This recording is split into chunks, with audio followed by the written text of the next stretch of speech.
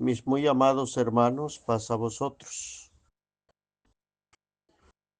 Hago llegar a ustedes por este medio el tema que corresponde a este sábado 25 de enero de 2025, que lleva por título La esperanza de Ana.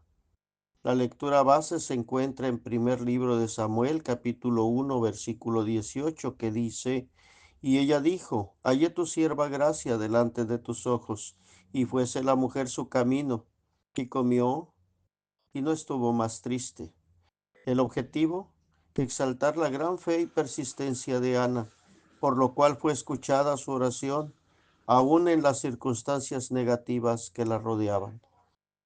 Bueno, mis hermanos, esta historia de Ana encierra muchas cosas que aprender para todos nosotros. Primero, hermanos, allá el libro de Samuel en su capítulo 1 nos hace ver la situación que ella tenía. Estaba casada con un varón llamado Elcana. Este hombre tenía dos mujeres y Penina, su mujer, tenía hijos, pero Ana no podía tenerlos porque ella era estéril. Cada que subían para adorar y sacrificar a Jehová de los ejércitos, dice la palabra de Dios, venía Elcana, sacrificaba y daba Penina y a todos sus hijos y a todas sus hijas, cada uno su parte. Así dice el versículo 4, lo que nos da a entender, hermanos, que no era un hijo y una hija. Cuando dice todos sus hijos y todas sus hijas, entendemos que eran quizá tres o más de tres hijos y tres o más de tres hijas.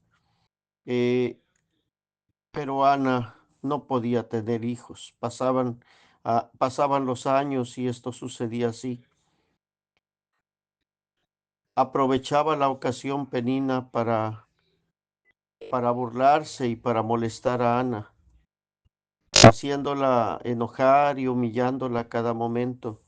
Dice la Biblia que Jehová había cerrado su matriz. Y esto es lo que sucedía año con año. Ella ya lloraba y no quería comer. Esto es lo que pasaba, aunque su marido la quería mucho, la amaba y la animaba para que pues ella estuviera tranquila, hasta que hubo un día en el que ella se determinó, se levantó y fue a Silo, donde se encontraba el sacerdote Elí, y dice la palabra que con amargura de alma oró a Jehová y lloró abundantemente. Su oración era grande, pero era una oración envuelta en una promesa importante. Si tú te acuerdas de mí y me das un hijo varón, yo lo voy a dedicar. Yo lo voy a dedicar a Jehová todos los días de su vida. Era el compromiso, entregarlo a Dios. Oraba en el pensamiento y solamente movía los labios. Elí creía que estaba borracha. Pero después de aclararle a Ana todas las cosas, Elí le dijo algo importante a aquella mujer.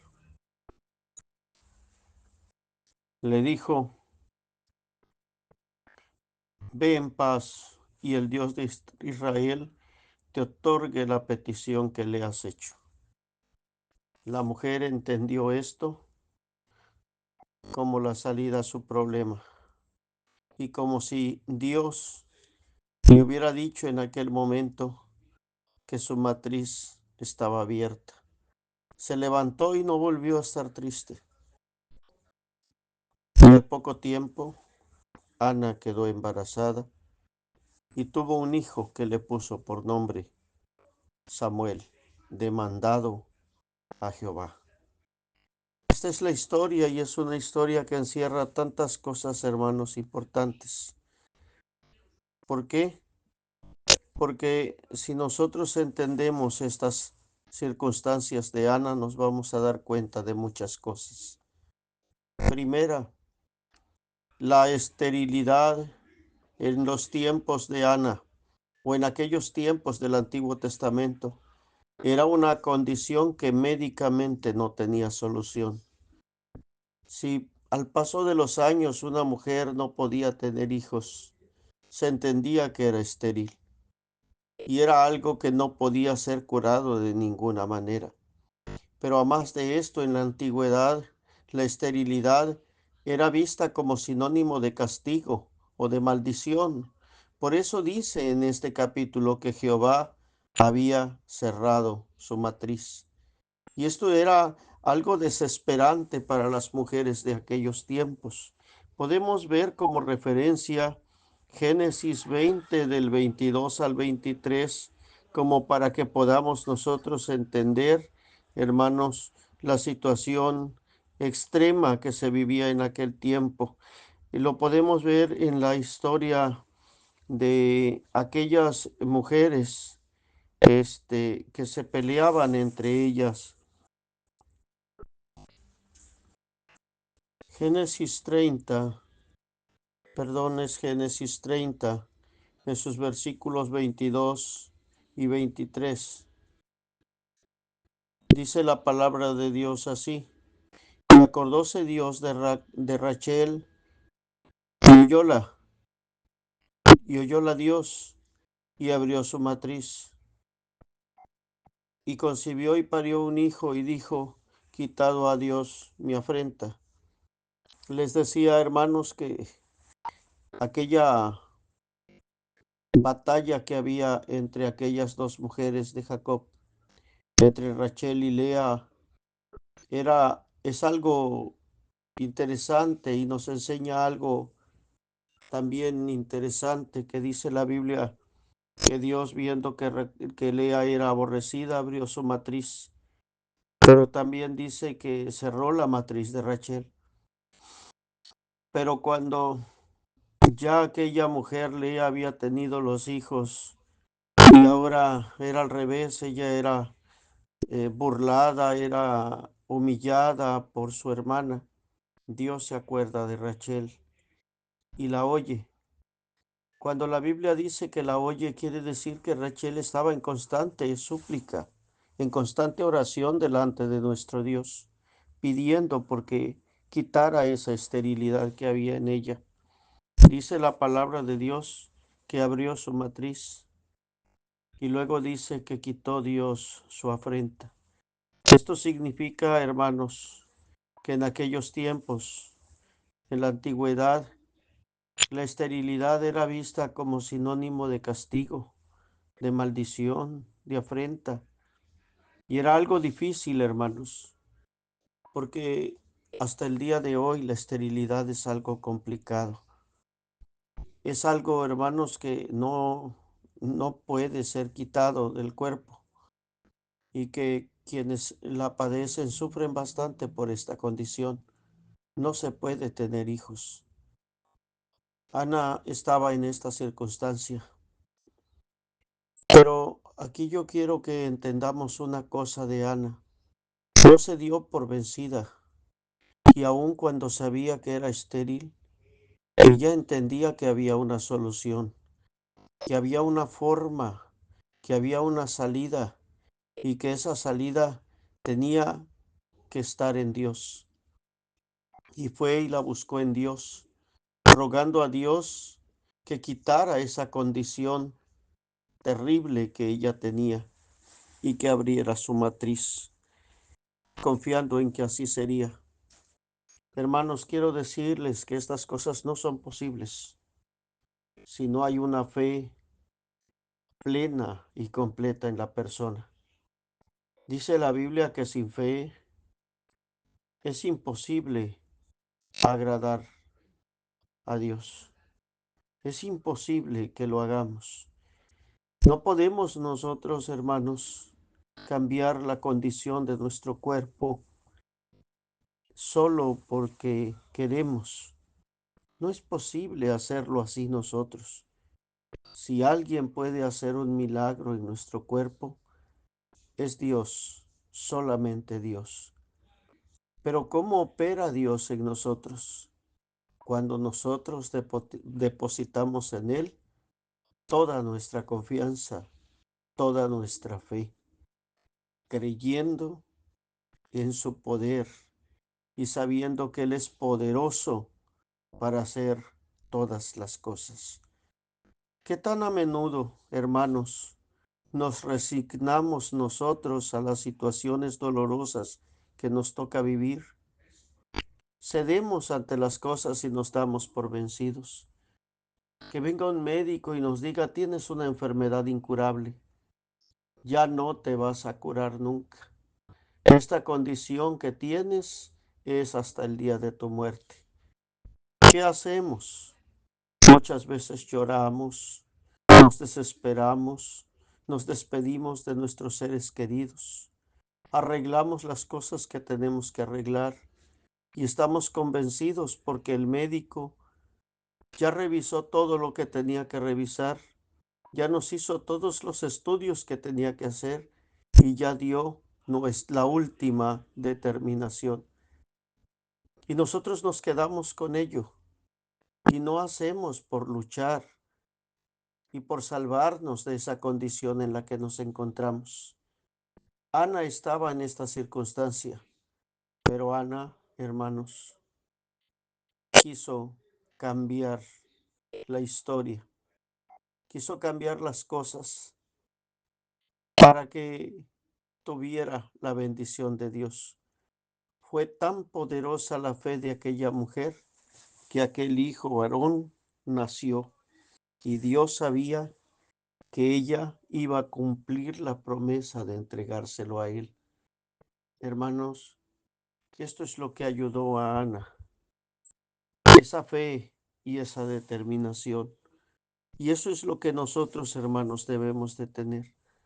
Porque si nos dejamos vencer y nos tiramos a la primera situación que venga sobre nosotros, entonces nosotros, hermanos, no somos agradables a los ojos de Dios. ¿Cómo va a escuchar una plegaria de alguien que no tiene fe, de alguien que no cree en el poder de Dios? Es cierto, hermanos, que va a haber condiciones de la vida y situaciones que nosotros tengamos que no van a cambiar y que tenemos que morir con ellas. Pero dice el apóstol Pablo: 3 veces he rogado al Señor que quite de mí, porque hablaba él de un aguijón que había en su cuerpo, que lo quite. Y las 3 veces me ha dicho: que te baste mi gracia. Pero en esa palabra aún, hermanos, yo encuentro algo hermoso. 3 veces he rogado. Porque nosotros tenemos que insistir, hermanos, y seguir insistiendo mientras estamos vivos y confiar siempre en el poder de nuestro Dios. El día que nosotros nos dejamos vencer y dejamos de confiar en Él, ese día somos derrotados. Y no derrotados por otra cosa, sino porque nuestra fe se acabó en nosotros. Y entonces, hermanos, ya no queda nada de nosotros, porque si la fe se acaba, hermanos, entonces nosotros quedamos secos interiormente. Eso espiritual se acaba, porque en realidad necesitamos la fe para poder salir adelante. Sabemos que para Dios no hay nada imposible. Todas las cosas son posibles para Dios. Lo sabemos porque la palabra de Dios nos lo dice. Y podemos predicarlo y anunciarlo y decirlo y repetirlo muchas veces. Pero lo que importa no es eso. Lo que importa es que de verdad lo creamos en el corazón y hagamos nuestra esa palabra, para que así, hermanos, en el día de la dificultad o de la enfermedad o del problema, podamos salir adelante con la confianza puesta en nuestro Dios. Dice el Salmo 3 en sus versículos 2 y 3. Salmo 3 en sus versículos 2 y 3 dice lo siguiente, mis hermanos. Muchos dicen de mi vida, no hay para él salud en Dios. Mas tú, Jehová, eres escudo alrededor de mí, mi gloria y el que ensalza mi cabeza. ¿Cuál era el pensamiento del salmista, hermanos?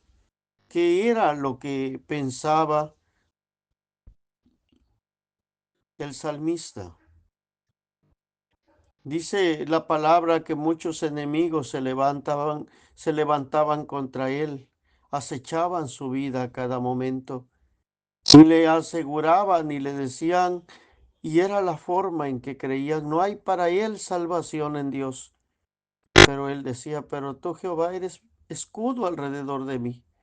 Tú eres el que levanta mi cabeza. Tú eres el que me ayuda en todas las cosas. Yo lo que voy a hacer es clamar a ti. Y dice el versículo 4, y da testimonio el salmista, con mi voz clamé a Jehová, y él me respondió desde el monte de su santidad.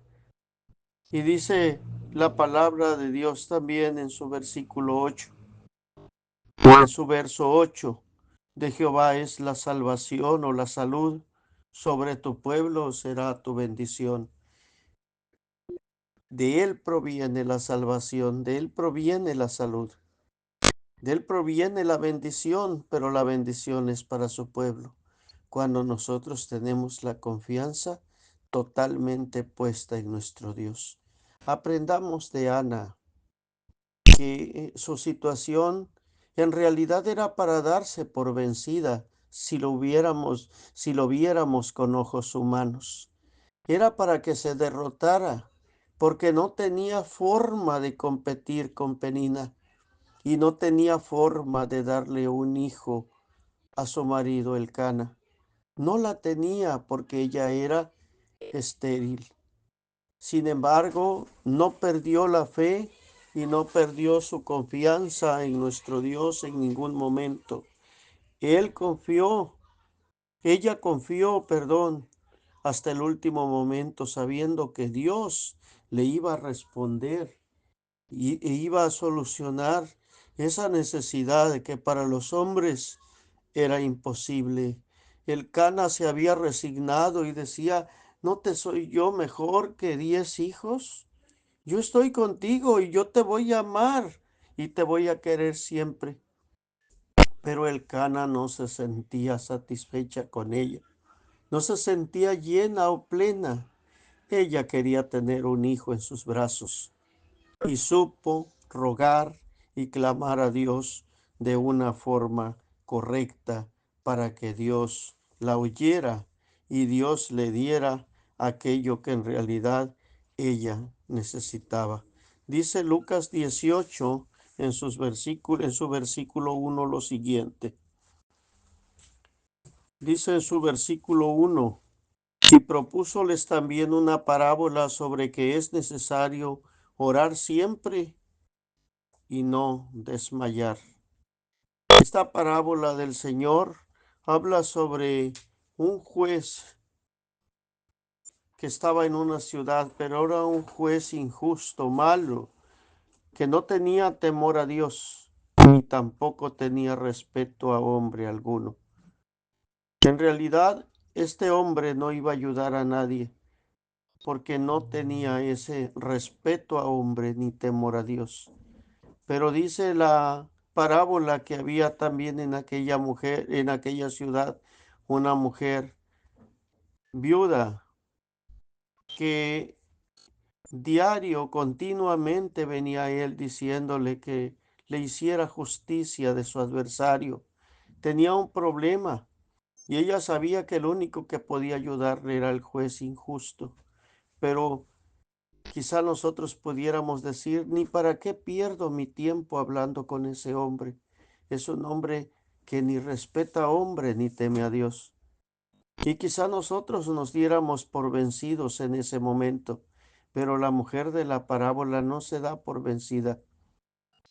Y dice que insistió continuamente y todas las veces que iba aquel juez se negaba y se seguía negando, pero ella persistía, no se daba por vencida y seguía pidiendo lo mismo y rogando lo mismo. Y después de tanto tiempo de insistencia, aquel hombre dijo que aunque ni temo a Dios ni respeto a hombre, esta viuda ya me molestó mucho. Ya no soporto que ella esté aquí. Me es molesta. Le voy a hacer justicia para que ya no venga y siga molestando en mi presencia. Y entonces dice el versículo 7, y Dios no hará justicia a sus escogidos que claman a Él día y noche, aunque sea longánime acerca de ellos. Os digo que los defenderá presto, dice el 8, empero cuando el Hijo del Hombre viniere hallará fe en la tierra. Y esto es lo que el Señor le preocupa. Y esto es lo que debe preocuparnos a nosotros. Si de verdad hay fe en nuestro corazón, si de verdad creemos como Ana o hemos perdido la fe. ¿Por qué? Porque debemos de insistir y seguir insistiendo en medio de todas las cosas, porque Dios es el mismo que al que clamó Ana y que respondió Ana, es el mismo al que clamamos nosotros y que a nosotros nos responde también. Dios no ha cambiado. Los seres humanos hemos puesto nuestra confianza en otras cosas y como que estamos perdiendo de vista la confianza en el único ser todopoderoso que existe. Pero nosotros no somos simples seres humanos. Nosotros somos la iglesia de Dios y nuestra fe debe estar basada en Dios. Y como Ana, también nosotros debemos de estar clamando a Dios continuamente, día y noche, y Dios dará respuesta a lo que nosotros pedimos. Por eso es necesario orar siempre, como dijo el Señor Jesucristo, y no desmayar. Esto es lo que nos enseñó en aquella parábola y es lo que nosotros creemos. Tenemos el ejemplo de Abraham en Romanos capítulo 4. Es otro ejemplo que también es bien importante que nosotros, hermanos, tengamos presente. Romanos en su capítulo número 4 dice, dice la palabra en su versículo 18. Él creyó en esperanza contra esperanza para venir a ser padre de muchas gentes. Esta palabra llama mucho la atención en la Biblia. Él creyó en esperanza contra esperanza. Hay veces, hermanos, todas las cosas están en contra y pareciera que no hay salida a nuestros problemas o a nuestras necesidades o a nuestras enfermedades. Pareciera que todo está perdido. Pareciera que Dios nos ha abandonado.